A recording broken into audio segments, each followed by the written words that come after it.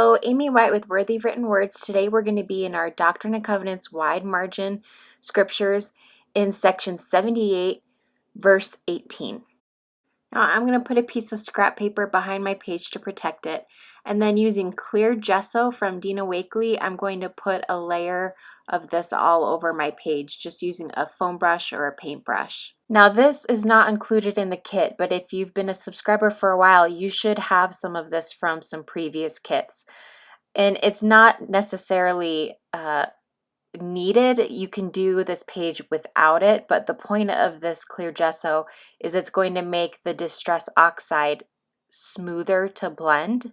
So if you don't have any of this, I will link the links in the video below where you can get it, but there's also lots of other page kits on the website that does include this. Now once this is dry, if it's folding up, don't worry, it will eventually flatten back out. Put this clear sticker on our page, and you can kind of play around with the angle that you want it to be, but once you actually set it on your page, it's going to be really hard to pull it back up and reposition it. So figure that out before you start peeling it off. And when placing this on your page, I would start with the inside part of your page and work your way towards the outside. So any excess is going to hang off of your margin, and it'll be easier to remove than trying to remove excess in the middle of your binding. And then cut off any excess that's hanging off the end of the margin. Now we're going to use junk washi tape. This is washi tape that you're not saving for anything. We're going to cover up verse 18 with this washi tape. And then when we're done, we're going to remove it and throw it away. So just choose washi tape that you're not particularly fond of. And then using some scissors to straighten the edges, I'm going to cover up verse 18. And you're going to want to press down nice and firm so that it doesn't roll up on you when you are adding the wet media to the page. Now we're going to use the Distress Oxide and the mini ink blending tool with the foam pad on it, and we're going to do the entire background of this page in this green. Now the way Distress Oxide works is first I'm starting off the page and then working my way into the page to kind of get me warmed into it, rather than just starting in the middle of the page and then working around. But if you are comfortable with Distress Oxides, then you may not need to do this. Because my page is curling, I am adding these little page holders to just hold it down. But the way that Distress Oxides work is you can do them light or dark. At some point you are going to reach the maximum saturation levels, and it won't matter if you keep adding to it, it won't get any darker. So you can choose if you want to do a basic light coat, or if you want to continue doing this until it's reached its maximum darkness. And now I'm adding some washi tape along the binding just so that I don't get the green on the next part of the page. Now when we get down to the sticker, I was a little hesitant to get close to it at first because I didn't want to ruin the sticker, but I found that it's not that bad. If you do get it on it, it'll wipe right off the top of it because it's a glossier film on the outside. So don't be too concerned about getting right up close to the frog sticker.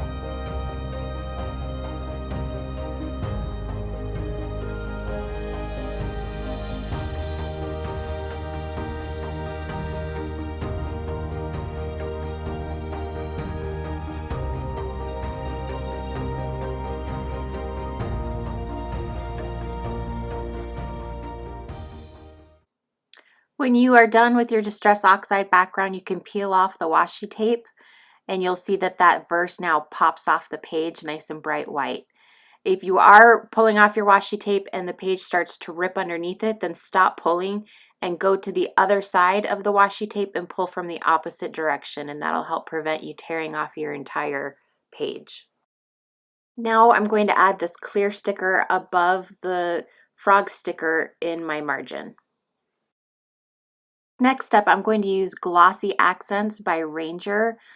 This is also not included in your kit, but if you have been a subscriber for a while, then you should already have this from a kit from the past. This is optional. You don't need to do this on your kit, but I am adding this glassy accent to all of the eyeballs of the frogs. And it looks weird right now in milky white, but when it dries, it's going to give them a 3D clear glossy look to them.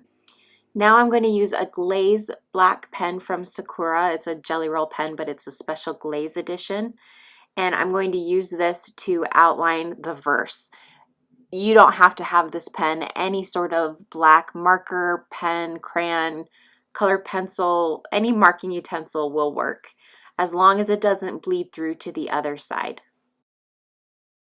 Now using a hot glue gun, I am going to glue this frog cutout to the black felt. This is going to be the big square that's in your kit.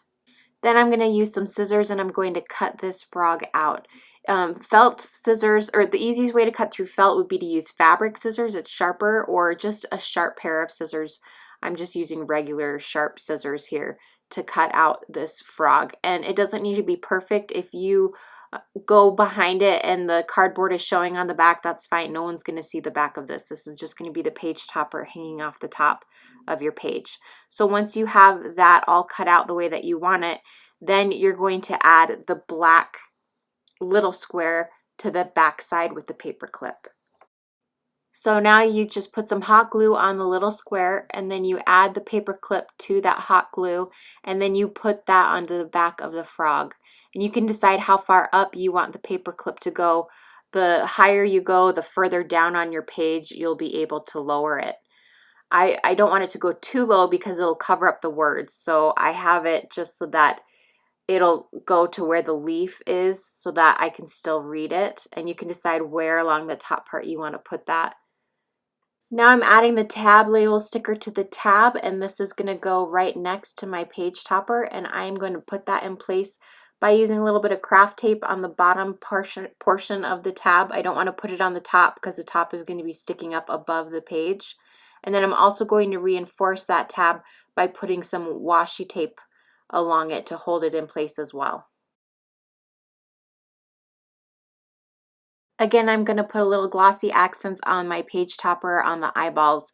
And this takes a few hours to dry, and I wouldn't put a heated tool to help it dry. You just have to let it air dry. And now I'm going to use an orange glaze pen, and I'm going to, because the glossy accent is still wet, I'm going to turn my page upside down to write on this sticker. I am just outlining a couple of the words that I like in the orange, and what I'm doing is I'm outlining the outside as well as the inside of all of the letters. Now usually I'll say any pen will work as long as it doesn't bleed through the page, but in this situation not all pens will stick to the clear stickers. I do know that the glaze pens do stick, and so that's why I'm using that. So if you want to go over the words on this clear sticker, you may have to have a glaze pen in order for it to work. You may have a gel pen that will stick to it, but the non-glaze gel pens that I've used, they don't. They just kind of bead up and they don't actually stick to the clear sticker. And this is going to be the last step for this page kit. I'm going to show a video here so you can see what it looks like when the glossy accents are actually dry. So when I sign off here, they're still going to be a little wet and milky, but you'll see what it will look like when it's dry. I hope you guys had fun. Make sure that you are subscribed so that you can be notified of all of the latest video releases of our page kits and stickers. And I will see you guys next time. Bye.